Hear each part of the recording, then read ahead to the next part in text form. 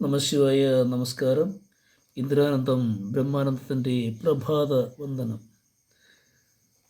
മന്നാഥ ശ്രീ ജഗന്നാഥ മദ്ഗുരു ശ്രീ ജഗദ്ഗുരു മദാത്മാ സർവഭൂതാത്മാ തസ്മൈ ശ്രീ ഗുരവേ നമഃ. ജ്ഞാനപാനാമൃതത്തിലേക്ക് സ്വാഗതം. കഴിഞ്ഞ ദിവസം നാം ശ്രദ്ധിച്ച വരികൾ: നീർക്കുമിളയുടെ ആയുസ്സുള്ള മനുഷ്യൻ എത്ര കാലം ജീവിച്ചിരിക്കുമെന്നോ ഒന്നും നിശ്ചയമില്ല. അങ്ങനെ ഇരുന്നാലും മനുഷ്യൻ വ്യത്യസ്ത രീതികളിലാണ് ജീവിതം നയിക്കുന്നതെന്നെല്ലാം കവി പറഞ്ഞു. തുടർന്ന് വരുന്ന വരികൾ നമുക്ക് ശ്രദ്ധിക്കാം. സ്ഥാനമാനങ്ങൾ ചൊല്ലിക്കലഹിച്ചു നാണം കെട്ടു നടക്കുന്നിതു ചിലർ, മതമത്സരം ചിന്തിച്ചു മതി കെട്ടു നടക്കുന്നിതു ചിലർ, ചഞ്ചലാക്ഷിമാർ വീടുകളിൽ പുക്കു കുഞ്ചിരാമനായിടുന്നിതു ചിലർ, കോലകങ്ങളിൽ സേവകരായിട്ടു കോലം കെട്ടി ഞെളിയുന്നിതു ചിലർ. ഇവരുടെ അർത്ഥം നാം ശ്രദ്ധിക്കാം. ചിലർ സ്ഥാനമാനങ്ങൾക്ക് വേണ്ടി കലഹിച്ചുകൊണ്ട് നാണം കെട്ടു നടക്കുന്നു. മത മത്സരാദികളിൽ മുഴുകി ചിലർ ബുദ്ധി തന്നെ നഷ്ടപ്പെട്ട് ജീവിക്കുന്നു.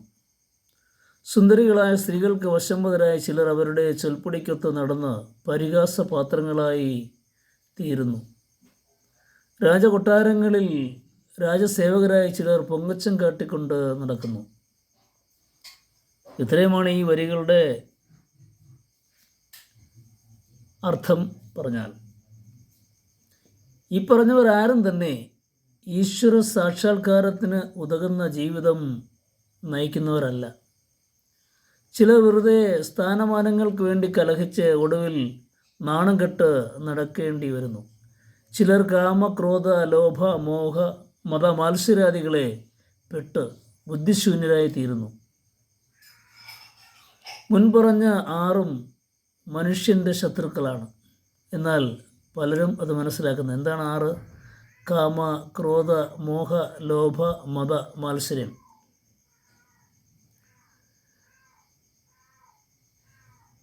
ഇനി ചിലർ സ്ത്രീലമ്പടന്മാരായി അവരുടെ കുരങ്ങുകളെ കളിപ്പിക്കലിന് വിധേയരായി ജന്മം പാഴാക്കി കളയുന്നു.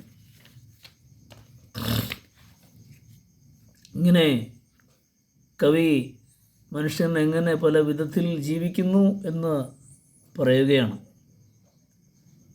ചിലർ തങ്ങൾക്ക് കൊട്ടാരത്തിലേക്ക് ജോലി ഉണ്ടെന്ന അഹംഭാവം, ഞാൻ കൊട്ടാരത്തിൻ്റെ ആളാണ്, രാജാവിൻ്റെ ആളാണ്, ഇപ്പോൾ നമ്മുടെ നാട്ടിൽ ഞാൻ മുഖ്യമന്ത്രിയുടെ ആളാണ്, അല്ലെങ്കിൽ ഞാൻ ഭരണപക്ഷത്തിൻ്റെ ആളാണ് എന്നൊക്കെ പറഞ്ഞ് ഓരോരുത്തർ അഹങ്കരിക്കുന്നത് പോലെ അന്നും ആ കാലത്തും രാജകൊട്ടാരത്തിലാണ് എന്ന് കാണിച്ചുകൊണ്ട് അഹംഭാവം കാണിച്ച് നടക്കുന്നു. ഇതെല്ലാം സർവ്വസാധാരണമായി ഇപ്പോഴും നാം കണ്ടുവരുന്ന കാര്യങ്ങളാണ്. അന്നത്തെ രീതിക്കനുസരിച്ച് കവി അത് സൂചിപ്പിച്ചിരിക്കുന്നു. ഇനി അടുത്ത ഭാഗം നമുക്ക് അടുത്ത ദിവസം ശ്രദ്ധിക്കാം. ഇതിൽ പ്രത്യേകിച്ച് പറയാനൊന്നുമില്ലല്ലോ, എല്ലാം നമുക്ക് മനസ്സിലാവുന്ന രീതിയിൽ തന്നെയാണ് കവി പറഞ്ഞിരിക്കുന്നത്. ഗുരുപദാരവിന്ദങ്ങളിൽ സമർപ്പിക്കുന്നു. ഏവർക്കും നല്ലൊരു ദിവസം ലഭിക്കട്ടെ എന്ന് സർവേശ്വരൻ ശാന്തിയും സമാധാനവും നിറഞ്ഞ സന്തോഷപൂർണ്ണമായ ദിവസം, ഐശ്വര്യപൂർണ്ണമായ ദിവസം നൽകട്ടെ എന്ന് പ്രാർത്ഥിക്കുന്നു. നമസ്കാരം. ശുഭ സുദിനം. ഇനിയും ഈ ചാനൽ സബ്സ്ക്രൈബ് ചെയ്യാത്തവരുണ്ടെങ്കിൽ സബ്സ്ക്രൈബ് ചെയ്യുകയും ലൈക്ക് ചെയ്യുകയും ചെയ്യുക. നമസ്കാരം.